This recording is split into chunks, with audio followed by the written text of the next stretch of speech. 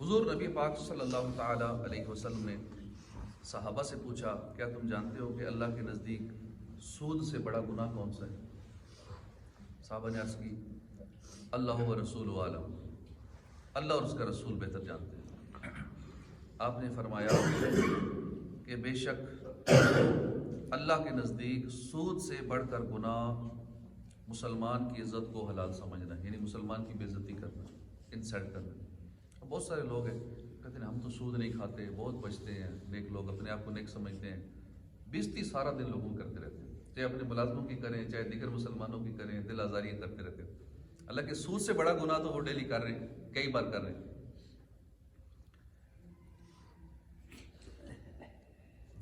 سورہ حجرات 26ویں پارے کی ایک مختصر سی صورت ہے، 2 رکوع ہیں، 18 آیات ہیں اس کے اندر، بہت ساری تعلیمات اس کے اندر دی گئی ہیں۔ بالخصوص مسلمانوں کو اجتماعی زندگی کے آداب اس صورت میں سکھائے گئے ہیں کہ مسلمان آپس میں مل جل کے کیسے رہیں، یہ اس میں بتایا گیا ہے۔ یعنی ہم نے اپنے مسلمان بھائیوں کے ساتھ اپنا رویہ کیسا رکھنا ہے، ہمارے والدین ہوں، بہن بھائی ہوں، پڑوسیوں، محلے والے ہوں، دور کا عزیز ہو یا اجنبی ہو، ہر وہ شخص جو مسلمان ہے، چاہے وہ دنیا کے کسی کونے میں رہتا ہے، جب بھی ہماری اس سے ملاقات ہو ہم نے اس کے ساتھ سلوک کیسا کرنا ہے۔ اس تعلق سے سورہ حجرات میں کچھ مدنی پھول دیے گئے ہیں۔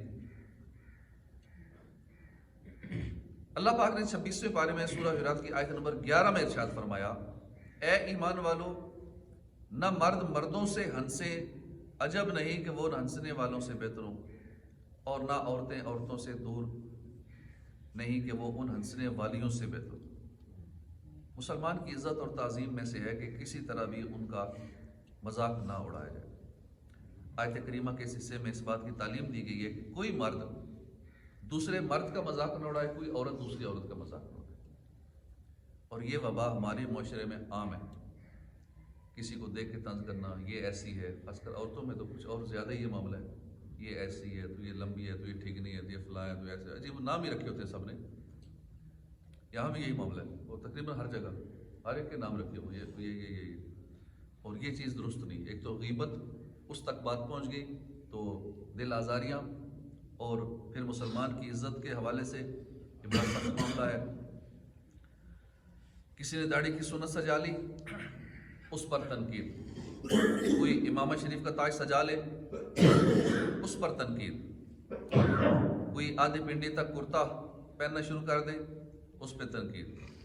بیچارے غریب کے لباس پر تان و تشتی کرتے ہیں، دوسروں کی نقل اتار کر اس کا مذاق اڑاتے ہیں، یہاں تک کہ بعض نادان اللہ کی بنائی ہوئی چیزوں پر بھی اس کا مذاق اڑاتے ہیں، بالکل شرماتے نہیں۔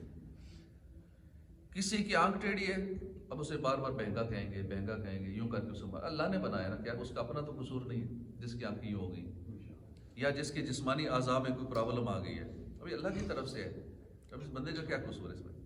اب اللہ کی بنائی ہوئی چیزوں پہ اگلے کا مذاق اڑانا، اللہ کی اس بنائی ہوئی چیز پہ، اللہ نے کسی کی ایک آنکھ بنائی ہے یا ٹیڑھی بنائی ہے، بہنگا ہے، یا اس پہ اعتراض کرتے ہیں۔ کسی کی ناک لمبی ہے تو اس کی ناک کا مذاق، کسی کے ہونٹ موٹے ہیں، ہونٹوں کا مذاق، کسی کی ٹانگ میں تھوڑا پرابلم ہے، لنگڑا کے چلے گا یا چلنے کا انداز کچھ ایسا ہے، اب پیچھے سے اس کا مذاق، لنگڑا کر چلتے ہیں، مذاق اڑاتے ہیں، یعنی سامنے والے کی عزت کی دھجیاں اڑاتے ہیں۔ اور یہ ہمارے معاشرے میں، گلی محلے میں، ہر جگہ یہ معاملہ عام ہے۔ ہماری یہ بے احتیاطیاں، یہ غفلت، اللہ کے پیارے نبی صلی اللہ علیہ وسلم نے فرمایا کہ اپنے بھائی سے جھگڑا نہ کرو اور نہ اس کا مذاق اڑاؤ۔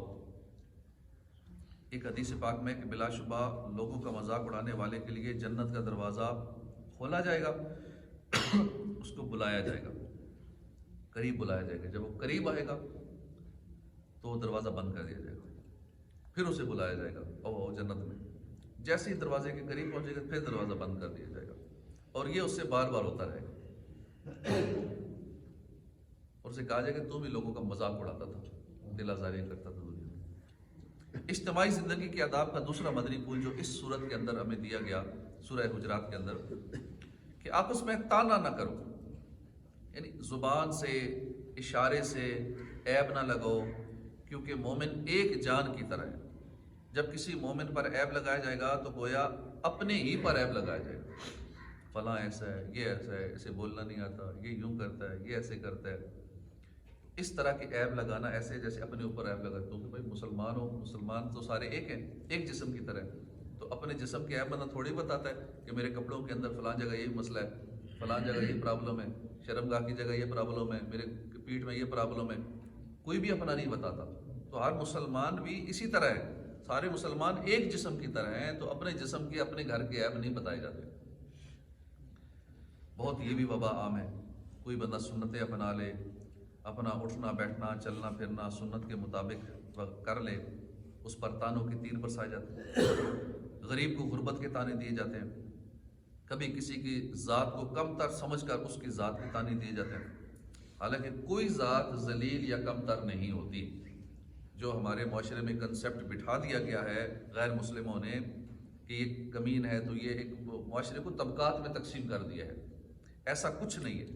آپ بیرون ملک چلے جائیں، یورپین ممالک میں، دیگر وہاں چلے جائیں تو وہ معاملہ ہی عجیب ہے، چاہے ایک ریڑھی لگانے والا ہے چاہے بڑے عہدے والے، سارے بس ایک، کوئی کسی کو کم تر ایسا نہیں سمجھے گا۔ ہمارے یہاں تو تھوڑا سا اپنے سے ڈاؤن ہو تو اسے اتنا کم تر، اور اگر کوئی ذات ایسی ہو تو اس کو تو بالکل ہی باتیں بھی سنائی جاتی ہیں اور اس کو بالکل گھٹیا اور کمین اور یہ کہہ کے الفاظ پکارا بھی جاتا ہے۔ عزت کا معیار تقویٰ ہے۔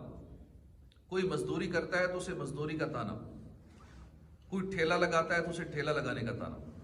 اب اسی لیے ہمارے ہاں لوگ ادھر کام کرنے کو مایوب سمجھتے ہیں اور دوسرے ملکوں میں جا کے وہ باتھ روم بھی صاف کرتے ہیں، وہاں ٹرک بھی چلاتے ہیں، اور ادھر وہ اپنے آپ کو سمجھ رہا ہوتا ہے پتہ نہیں کیا، اس لیے نہیں چلاتے، یہاں پہ ٹرک یا ریڈی نہیں لگاتے، وہ لوگ یہ کہیں گے۔ کوئی ایسا کام نہیں کرتے، اس لیے بیچارے بے روزگار ہیں، ماسٹرز کر لیتے ہیں، MBA کر لیتے ہیں، PhD کر لیتے ہیں، کرتے کچھ نہیں، بےزتی ہوگی۔ اگر میں نے PhD کر کے پکوڑے لگا لیے، ریڈی لگا لی تو یہ حال ہوگا، لیکن دوسرے ملکوں میں یہ سارے کام کر رہے ہوتے ہیں کیونکہ وہاں ایسا سسٹم نہیں ہے۔ لیکن ادھر چونکہ یہ معاملہ ہے،